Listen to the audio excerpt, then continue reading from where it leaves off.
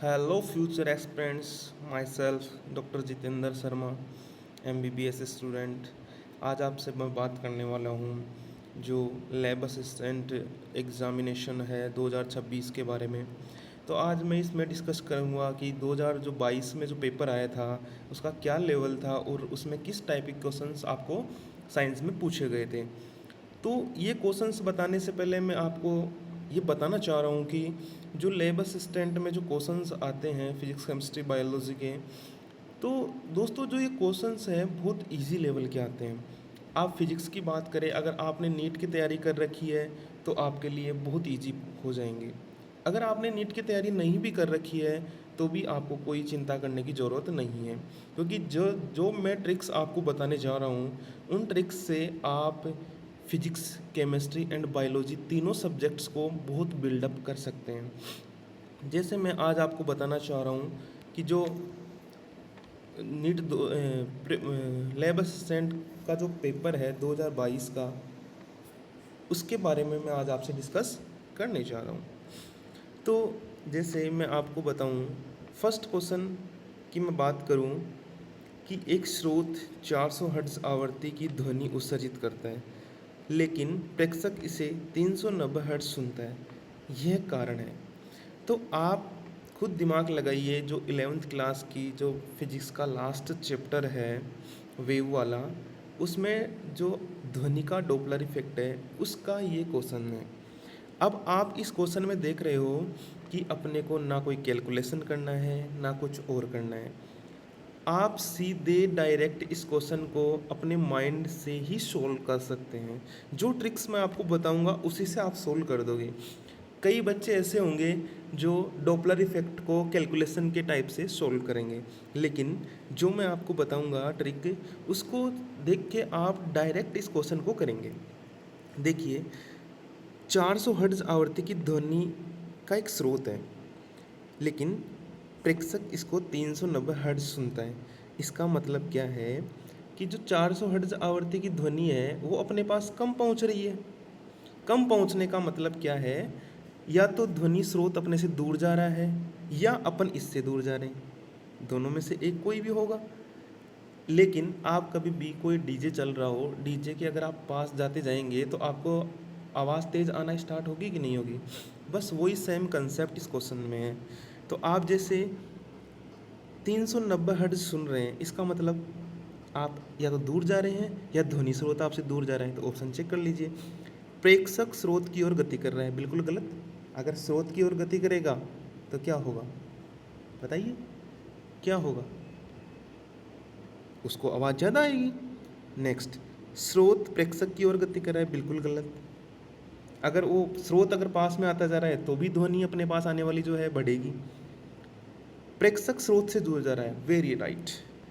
दूर जा रहा है, इसका मतलब, दूर जाने का मतलब आप, मैं कहना चाह रहा हूँ वो आप समझ पा रहे हैं शायद, कि अगर वो दूर जा रहा है तो क्या होगा?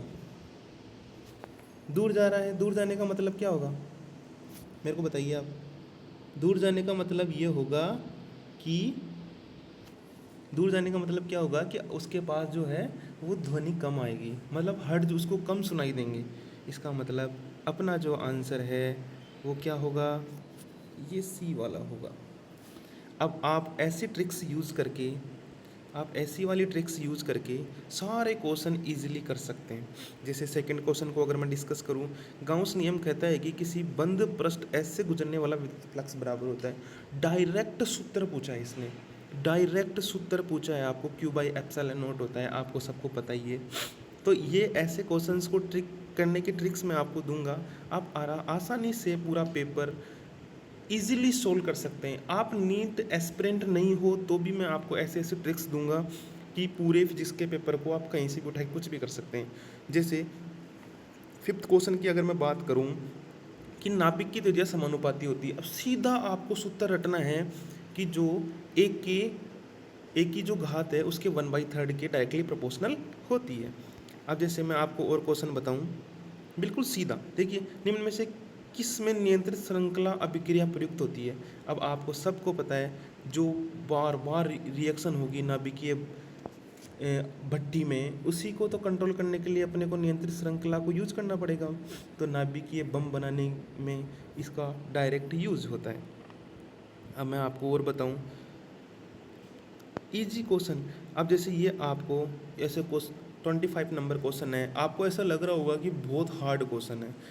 1 वोल्ट सेल से शून्य विक्षेप 55 सेंटीमीटर पर आता है और इसके साथ 10 ओम प्रतिरोध जोड़ने पर 50 सेंटीमीटर पर आता है, तो सेल का आंतरिक प्रतिरोध क्या होगा। मैं ऐसे क्वेश्चंस की आपको ऐसी ऐसी ट्रिक्स देने वाला हूँ कि आपकी अंगुलियों पे ये क्वेश्चन सोल्व होंगे। आप बिलीव करिए, मैं आपको ऐसी ऐसी ट्रिक्स दूंगा कि ये क्वेश्चंस आपकी अंगुलियों पे सॉल्व होने वाले हैं। तो गाइज, जो मेरे नीट एस्पिरेंट्स भी रहे हुए हैं वो भी आसानी से इस क्वेश्चंस को समझ पाएंगे, एंड जो स्टूडेंट्स नीट की तैयारी नहीं करे हुए 12th बेस पे ही अपने नॉलेज के साथ लैब असिस्टेंट एग्ज़ाम देने जा रहे हैं, वो भी आसानी से इसको कर पाएंगे। तो गाइज, आज मैं आपको बताऊंगा ऐसे ऐसे ट्रिक्स नेक्स्ट वीडियोस में, जो आप उनको यूज़ करके फिजिक्स के पेपर को फोड़ सकते हैं। क्या कर सकते हैं आप? फोड़ सकते हैं। रही बात बायोलॉजी की, तो बायोलॉजी में आपको शॉर्ट्स के टाइप में पढ़ाने वाला हूँ। मतलब हर एक टॉपिक को मैं छोटे छोटे पार्ट्स में कवर करने वाला हूँ। जैसे बायोलॉजिकल क्लासिफिकेशन वाला जो चैप्टर है उसको कम से कम मैं 10-15 शॉर्ट्स में ख़त्म कर दूँगा। आप बैठे बैठे रील्स चलाते हैं, उस हिसाब से अगर मेरा यूट्यूब चैनल खोल के आप अगर उनको देखेंगे तो आपको सीधा दिमाग में हिट करेगा और डायरेक्ट याद होने वाला है। तो आप सीधा जितेंद्र सर की वीडियो ओपन करें और सीधा याद करने की ट्रिक्स यूज़ करें। जैसे मैं आपको कई क्वेश्चंस ऐसे ऐसे बताने वाला हूँ, ऐसे ऐसे ट्रिक्स देने वाला हूँ। बायोलॉजी, सबको ऐसा लगता होगा कि बायोलॉजी रटने से सब कुछ हो जाएगा, बट मेरे प्यारे विद्यार्थियों, मैं आपको ऐसी ऐसी ट्रिक्स दूंगा कि आपको बायोलॉजी रटने की ज़रूरत नहीं पड़ेगी। आप बिलीव करिए, आपको बायोलॉजी रटने की ज़रूरत नहीं पड़ेगी। कई क्वेश्चंस तो आपको डायरेक्टली देखिए रेसरपिन औषधि प्राप्त होती है। जैसे 40 नंबर क्वेश्चन है कि reserpine a drug is extracted from, ये एक प्लांट होता है जो अपने 12th का जो बायोलॉजी है उसके लास्ट चैप्टर्स में दिया हुआ है। तो आप राउल्फिया वोमेटोरिया का अगर नाम सुना हो, समझ रहे हैं, तो उसी से अपने को ये रेसरपिन निकालते हैं। तो राउवोल्फिया सरपेंटिना ये उसकी दूसरी प्रजाति का नाम है। तो आप ऐसे ऐसे कई क्वेश्चंस जो हैं आप सीधा टिक मार्क करेंगे और नंबर गेन करेंगे। रही बात, आपको मैं गारंटी दिलाता हूँ, आपके पास 2 महीने बचे हुए हैं। 2 महीने में आपकी फिजिक्स केमिस्ट्री बायो में ऐसी करवा दूंगा कि आप सोचेंगे कि वास्तव में जितेंद्र सर से पढ़ के अपने को मज़ा ही आ गया। बच्चों, आपको पता है कि मैं इस टाइम MBBS कर रहा हूँ, तो इसका मतलब मेरे को बायोलॉजी फिजिक्स केमिस्ट्री का नॉलेज बहुत अच्छा होगा। आप समझ पा रहे होंगे इस बात को, तो इसलिए बोल रहा हूँ आप मेरे पे बिलीव करिए। मैं आपको बायोलॉजी, फिजिक्स एंड केमिस्ट्री तीनों सब्जेक्ट्स ऐसे सोल्व करवाऊँगा कि आपको दिमाग में फिट हो जाएगा। देखिए क्वेश्चन नंबर, अब आप केमिस्ट्री की बात करते हैं अपन। क्वेश्चन नंबर 66 को देखिए आप। गैस समीकरण PV = nRT किसका अनुसरण करता है? कहने का मतलब ये है कि जो PV = nRT अपन ने आदर्श गैस समीकरण निकाला था, वो इनमें से किसको, एडियाबेटिक को या आइसोथर्मल प्रोसेस को या नन ऑफ दीज को, किसको प्रक्रम में लेना चाह रहा है, तो वो अपन देखना चाहेंगे। तो ऐसे क्वेश्चंस की भी मैं आपको ऐसे ट्रिक्स देने वाला हूँ कि आप देखते ही टिक मार्क करेंगे। आपको पता है विद्यार्थियों, जो गैस वाला चैप्टर है उस चैप्टर में आप ग्राफ्स को देख के ऐसे डरते हैं जैसे पता नहीं कौन सा बवाल आ गया, लेकिन जो गैस वाले चैप्टर में जो ग्राफ एग्जामिनर पूछता है वो आपके लिए मैं इतना इजी करने वाला हूँ कि आप देखते ही टिक मार्क करने वाले हैं। आपको एक क्वेश्चन और दिखाता हूँ मैं। क्वेश्चन नंबर 62 देखिए आप। क्वेश्चन नंबर 62 इक्विलिब्रियम का क्वेश्चन है 11th केमिस्ट्री का। अब कई बच्चे सोचेंगे इक्विलिब्रियम आ गया, मेरे से तो नहीं हो पाएगा। लेकिन मैं आपको बता दूं, ये क्वेश्चन 10 सेकंड का भी नहीं है, 10 सेकंड का भी नहीं है, अगर आप मेरी दी हुई ट्रिक दिमाग में रखते हैं तो। मैं इस क्वेश्चन के लिए ये ट्रिक देना चाह रहा हूँ कि जो इक्विलिब्रियम है उसमें अगर अपन कोई भी चेंज करेंगे तो इक्विलिब्रियम हमेशा उस चेंज के विपरीत जाएगा। जैसे आप सो रहे हैं, आपको गहरी नींद आ रही है, तो आपका दिमाग क्या चाहेगा कि आप सोते रहें। आपको कोई उठाने आएगा तो आप क्या बोलेंगे, नहीं नहीं मैं नहीं उठ रहा, फिर वापस सो जाएंगे, मतलब आप वापस से इक्विलिब्रियम में चले गए। ठीक है, इस क्वेश्चन में भी सेम ऐसा ही है।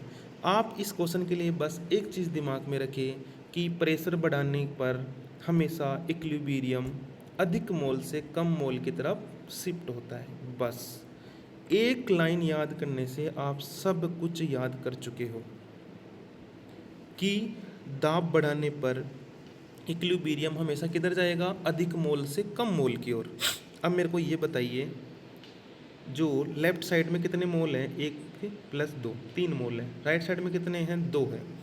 तो इसको सोल्व करने की ट्रिक, मतलब लेफ्ट साइड में ज़्यादा मोल हैं, इस साइड में राइट साइड में कम है, तो देखो क्या पूछना चाह रहा है, बाईं तरफ स्थानांतरित हो जाती है, मतलब इसको लेफ्ट में लेके आना है, मतलब कम मोल से वापस क्या लेके आना है, अधिक मोल की तरफ, मतलब रिएक्शन को बैकवर्ड चलाना है। जब कम मोल से अधिक मोल की तरफ कब आएगी, अगर अपन दाब बढ़ाते तो अधिक मोल से कम मोल की तरफ भगती, मतलब राइट में भगती, तो दाब कम करना पड़ेगा, तो दाब घटाने पर, तो मतलब फर्स्ट और सेकंड ऑप्शन होगा।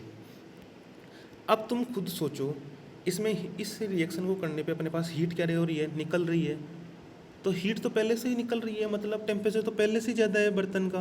लेकिन अगर इसको और टेम्परेचर दे दें तो ये क्या चाहेगा, ये पीछे भग जाएगा, मतलब इस हीट को एब्जॉर्ब करना चाहेगा।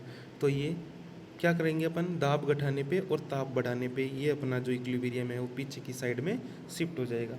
तो मेरे प्यारे विद्यार्थियों, मैं आपको ऐसी ही ट्रिक्स से सारा कंसेप्ट समझाने वाला हूँ। तो आप मेरे चैनल को सब्सक्राइब करिए, अपने जितेंद्र सर के साथ पढ़िए और लैब असिस्टेंट 2026 में अपनी सीट को पक्की कीजिए। धन्यवाद मेरे प्यारे विद्यार्थियों।